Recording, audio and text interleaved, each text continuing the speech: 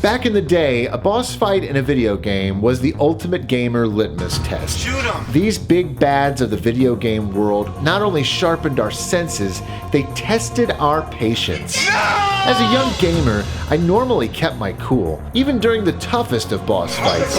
But then I played Super Metroid on Super Nintendo, the only game to make me rage quit. First, a word from this video's sponsor, Magic Spoon. Growing up, cereal was one of the best parts of being a kid. Just look at my cousins and I scarfing down that high fructose corn syrup. Exactly why I had to give it up. These days, I basically can't eat the same nostalgic cereal I grew up with. Magic Spoon is here to make it better. Magic Spoon cereals have 0 grams of sugar, 13 to 14 grams of protein, and only 4 net grams of carbs in each serving. Only 140 calories per serving. They're also keto-friendly, gluten-free, grain-free, soy-free, and low-carb. Click the link below to grab a variety pack and try it today. And be sure to use the promo code MyRetroLife at checkout to get $5 off any order. Or go to magicspoon.com/myretrolife. And Magic Spoon is so confident in their product, if you don't like it for any reason, they'll refund you the money, no questions asked. So click the link below and use the code MyRetroLife for $5 off, or go to magicspoon.com/myretrolife to save $5 today. What's up, guys? It's your buddy Tyler coming at you with a brand new video here on My Retro Life. And hey, can we get real here for a second? I think we have all in our video game lives encountered a boss fight that just made our blood boil. I'm talking about the boss fights that you tried over and over again to win, and yet you somehow could not figure it out. I encountered one of these boss fights in the spring of 1994 with the release of the classic Super Nintendo game, Super Metroid. When I was a kid growing up with my Nintendo in the late 80s and early 90s, it was my dad who helped coach me through every boss encounter I had. I even have some footage here that I'm going to share with you right now of me facing off against the first level boss in Astyanax on the NES. Dad coaching me the entire time. Get down so he doesn't hit you. That's it. You're doing good. No, in his head. In his head. My gaming family was no stranger to a hard boss battle. In fact, we kind of prided ourselves on beating bosses and thus beating games. Oh, that would have been dramatic. No! When we first got the original Metroid on the NES back in 1990, I was only 4 years old, and honestly, that game was very, very hard for me to grasp. By the time Super Metroid came out on the Super Nintendo in the spring of 1994, I was ready. I really saw it as an opportunity for me to finally do well in it, get far in it, maybe even beat it. I was determined. I remember picking it up at Target.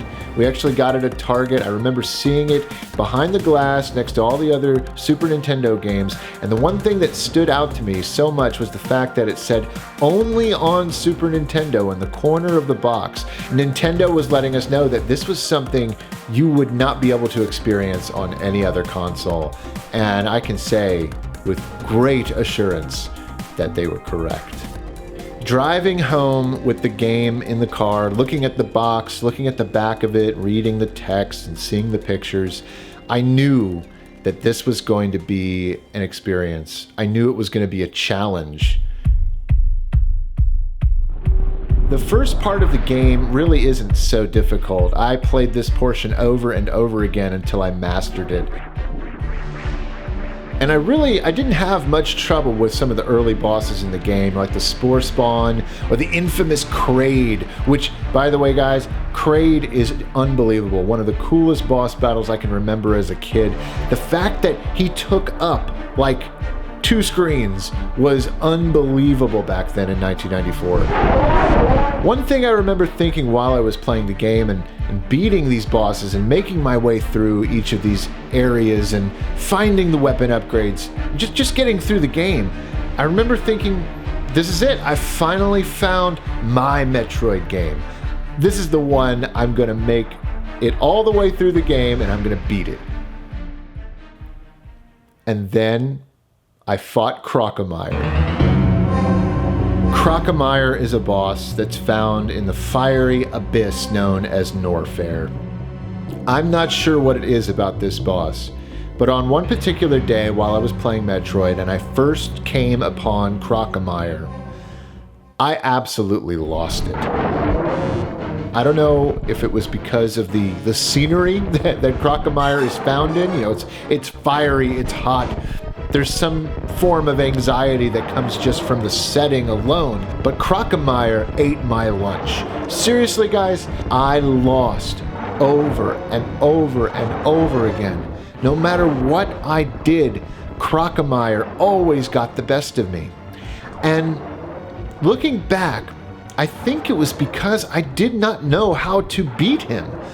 I remember as a kid, I'm 8 years old, I've already made it this far into Super Metroid, and every boss up until then has a finite amount of health.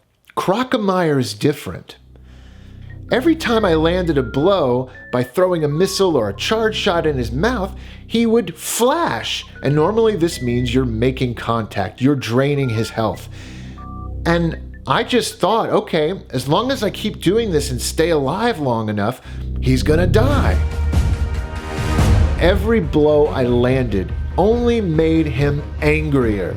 He only came at me harder and pushed me further and further back along the corridor until you hit the spike wall, and then you're trapped. This is where I died so many times. I thought I had it figured out. He wouldn't die. He wouldn't die. And I kept getting madder and madder each time he ultimately got the best of me and beat me. I must have seen that death animation of Samus 100 times. I kid you not. I was not one to give up. My dad was there coaching me the whole time, just like he did when I was a little kid playing Astyanax. Get this guy. Keep going for him. Don't give up, he'd say. Don't hesitate. Keep firing those missiles. Ooh, look out. Shoot the projectiles. He knew what was going on. He knew the pattern and saw the pattern. But for whatever reason, Crocomire wouldn't die. And then I reached my breaking point. I remember this, guys. I remember literally feeling overheated, like as if I was like out in the sun too long, like you could fry an egg on my head. That's how heated I got in the middle of this lava boss, which was very fitting for feeling overheated, that I threw my controller down. I threw the controller down on the ground. I was freaking out. I was literally having almost like an anxiety attack from the whole thing. This had never happened to me in a video game before. A video game had never pushed me to this point. And Dad recognized it. And so he actually said to me, you need to take a step back from this game. Go outside. You need to take a deep breath. I walked outside and I remember literally standing in front of the bush in front of my house in the front yard where the driveway was, and just taking these deep breaths and just really trying to gather myself. I was so overheated. I literally was like almost having a health issue. Dad said, you've got to calm down, cool yourself down, because you're not going to beat him getting frustrated like you are. You're in a cycle here. You're in a pattern here of losing because you're so infuriated, you're not focused. You have to gain your focus, cool your head off, get a grip, man, and then get back in the game. And that's what I did.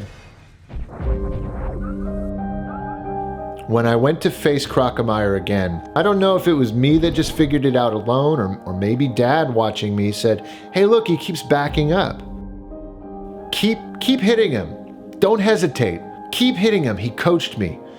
And before I knew it, I realized what was going on. You had to keep backing him up. You had to keep hitting him. Crocomire takes a step back every time you land a blow. it became pretty clear at some point that this is what I needed to do. I didn't know how it was going to end, but this is what I needed to do. So I focused, I regrouped, and I kept landing those shots. Suddenly, I got to a point where I noticed, oh look, the ground looks different over here. That's what it is, I gotta keep backing him up. So I kept landing those shots, and finally, he fell through the ground into the lava and died. I beat the boss. Oh my gosh, the feeling I got after finally beating Crocomire was one that I'll never forget. It was just one of the greatest boss victories ever. But the boss fight wasn't over. If you've ever beaten Crocomire before, you know that after he falls through the lava and you think you've beaten him, they give you one last little surprise at the end, one little jump scare. Thankfully, it's just his skeleton, and I could actually say, I beat him.